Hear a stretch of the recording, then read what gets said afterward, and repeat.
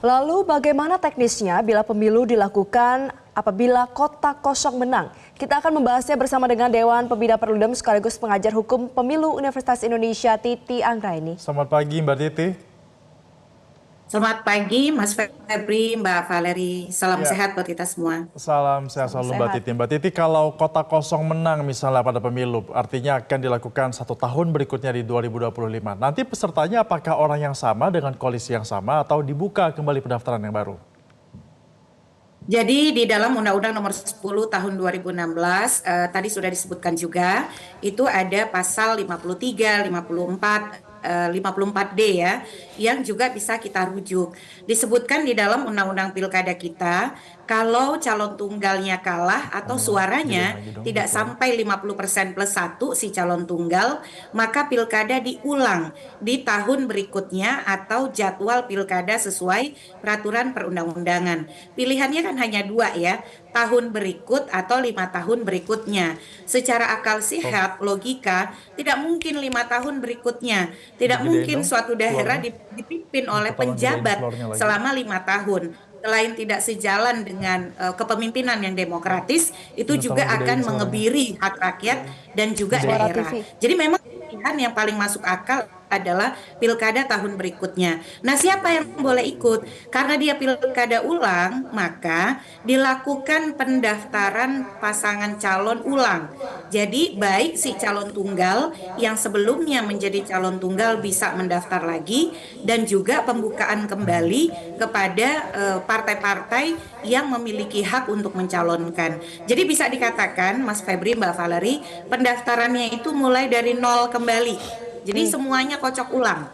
Kalau mereka kemudian mau mendaftar lagi dengan konfigurasi koalisi yang sama, ya dibolehkan. Tapi kan tidak masuk akal karena calon tunggalnya sudah pernah kalah begitu. Kita sudah pernah punya pelajaran dari pilkada di Kota Makassar.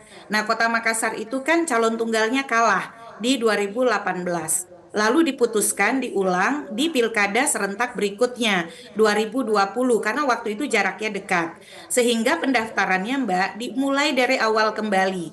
Dan pada waktu itu calon tunggalnya tidak lagi mendaftar dengan konfigurasi calon yang sama, tetapi berbeda, dan yang mengikuti pilkada Kota Makassar itu lebih dari 1 pasangan calon. Jadi ada skema yang diulang kembali, baik pendaftaran ataupun proses lanjutannya sampai ke kampanye, pemungutan suara dan lain sebagainya. Tapi ini tentu saja harus diatur lebih lanjut dengan peraturan KPU. Bedanya dengan Kota Makassar, karena Kota Makassar mengikuti bersama-sama dengan pilkada serentak 2020, jadi keseluruhan tahapan dan jadwal pilkada itu mengikuti tahapan dan jadwal pilkada 2020. Nah, ini kalau di 2024 kan hanya 41 daerah ya.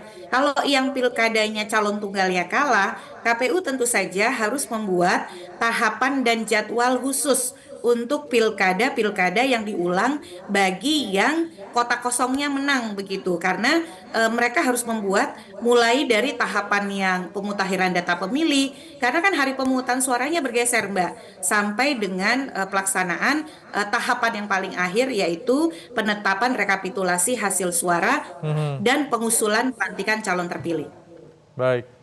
Baik Mbak Titi, ini kan berarti kalau kota kosong menang akan dipimpin oleh penjabat gubernur ya, PJ Kepala Daerah. Nah, bagaimana nih kita bisa mengawal bahwa kebijakan dari PJ tersebut nanti berpihaknya pada rakyat bukan pada pemerintah? Nah, inilah pentingnya penegasan bahwa pilkada ulang itu akan dilakukan paling lambat 1 tahun setelahnya begitu ya. Kapan kita akan tahu apakah kota kosong atau calon tunggal yang menang? Pilkada kita 27 November 2024 hari Rabu. Maka hasil pemungutan suara sudah bisa diketahui itu paling lambat di bulan Februari. Kalau kemudian ada perselisihan hasil pilkada di Mahkamah Konstitusi. Kalau tidak ada di bulan Desember 2024 itu sudah bisa diketahui pemenangnya begitu ya.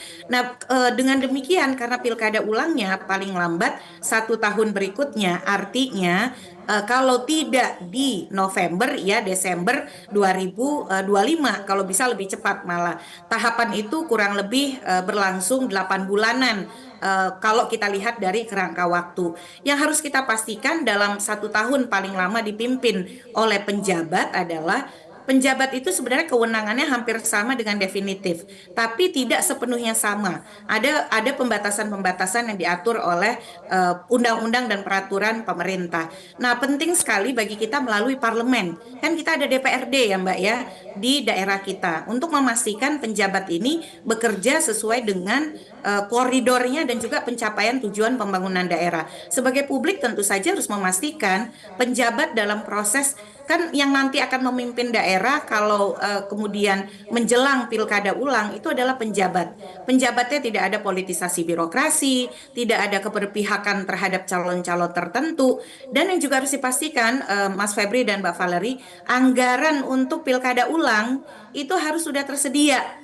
Karena tidak mungkin menyelenggarakan pilkada ulang kalau tidak ada anggarannya. Sementara anggaran yang tersedia sekarang itu baru untuk pilkada serentak 2024.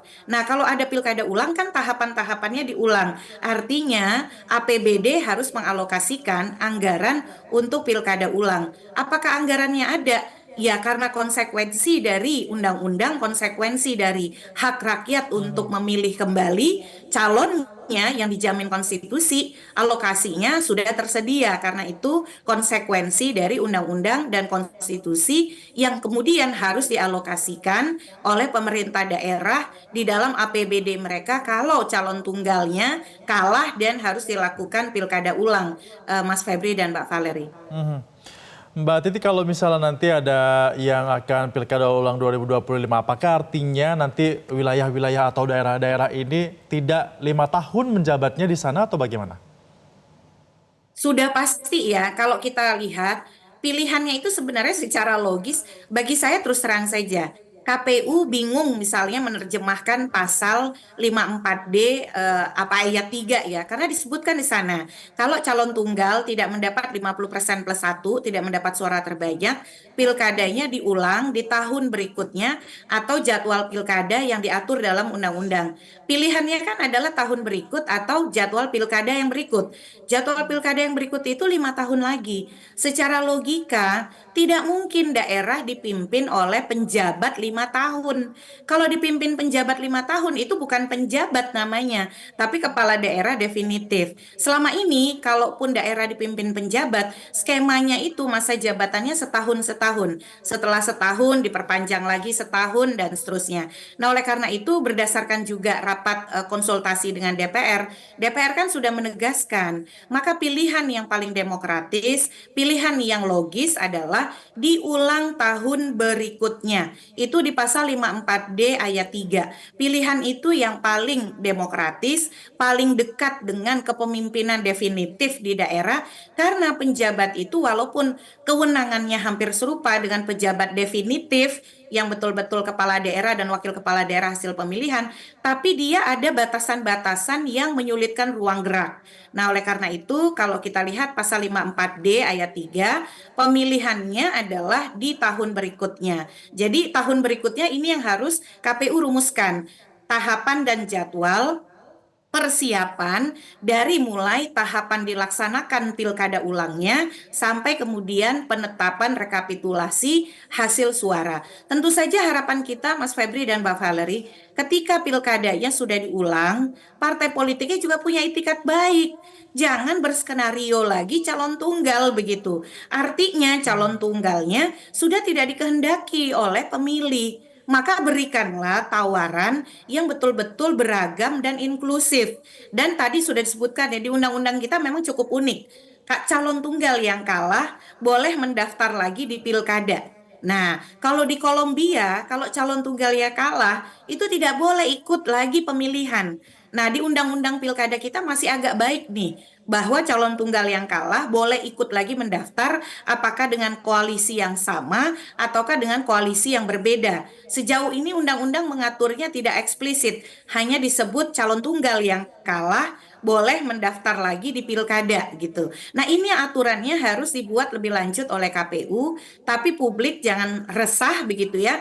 Bagi daerah yang bercalon tunggal, kalau suka dengan calon tunggalnya silakan dipilih calon tunggalnya. Tapi kalau menginginkan kepemimpinan alternatif, rasa ingin ada pilihan berbeda, di surat suara ada kotak kosong yang juga bisa dipilih. Sama-sama merupakan pilihan yang sah dan konstitusional.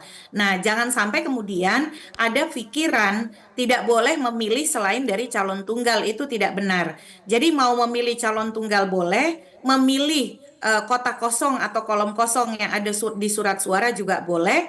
Kalau kotak kosong yang menang, pilkadanya akan diulang di tahun berikutnya. Nanti KPU yang akan merumuskan peraturan lebih lanjut dalam peraturan KPU, bagaimana teknisnya, kapan akan dilakukan, hari pemungutan suaranya kapan, dan prosedur-prosedur teknis lainnya. Jadi bukan dipimpin PJ 5 tahun, Mas Febri dan Mbak Valerie ya, tetapi kalaupun ada kekosongan masa jabatan, itu sampai dengan terpilihnya kepala daerah definitif yang berdasarkan pilkada ulang yang akan dilakukan pada tahun berikutnya, Mas Febri dan Mbak Valerie. Baik. Mbak Titi, lalu bagaimana kalau ternyata ketika pilkada ulang kembali dilakukan, calonnya kembali tunggal? Ini berarti apakah akan menjadi siklus berulang? Nah, itu dia. Kalau kita lihat, inilah pentingnya peraturan yang dibuat oleh KPU nantinya. Jadi peraturan teknis yang dibuat oleh KPU sedemikian rupa bisa mengantisipasi supaya tidak terjadi calon tunggal. Nah, belajar dari perpanjangan pendaftaran pilkada calon tunggal di pilkada 2024. Kalau kita ikuti rapat dengar pendapat semalam ya, itu kan ada keberatan terhadap misalnya keputusan KPU nomor 1229 yang ketika ada perpanjangan pendaftaran di daerah calon tunggal itu menyaratkan kalau ada perubahan peta koalisi, ada persetujuan tertulis dari anggota koalisi lama bagi partai yang ingin pecah kongsi supaya tidak calon tunggal begitu. Nah, tindakan-tindakan seperti ini tidak boleh begitu. Jadi KPU harus membuka ruang pendaftaran yang lebih inklusif. Kalau saya sih percaya, kalaupun kemudian pilkadanya diulang, kan sudah ada putusan MK nomor 60 tahun 2024 yang memudahkan persyaratan pencalonan. Bisa jadi di daerah yang bercalon tunggal itu disebabkan faktor Mbak. Pertama, itu biasanya petahana yang sangat kuat dan petahana itu sedang in power ya. Dan ketika mereka sedang dalam jabatan, memang kemudian ada kecenderungan bagi penantang itu untuk merasa ya sudah dukung yang kuat saja. Tapi kemudian ketika pilkadanya diulang bisa dikatakan konfigurasi kekuatannya itu mulai netral begitu ya. Dan kalau kita belajar dari Pilkada Kota Makassar, ketika pilkadanya diulang itu tidak calon tunggal lagi. Jadi memang ini yang harus diatur oleh KPU. Yang pertama, upaya-upaya untuk mencegah pilkada calon tunggal, sosialisasi putusan MK soal persyaratan yang lebih mudah, yaitu 6,5 sampai 10%. Tapi yang kedua juga kita harus dorong partai politik. Partai harus lebih membuka diri, jangan sampai kemudian mengulangi.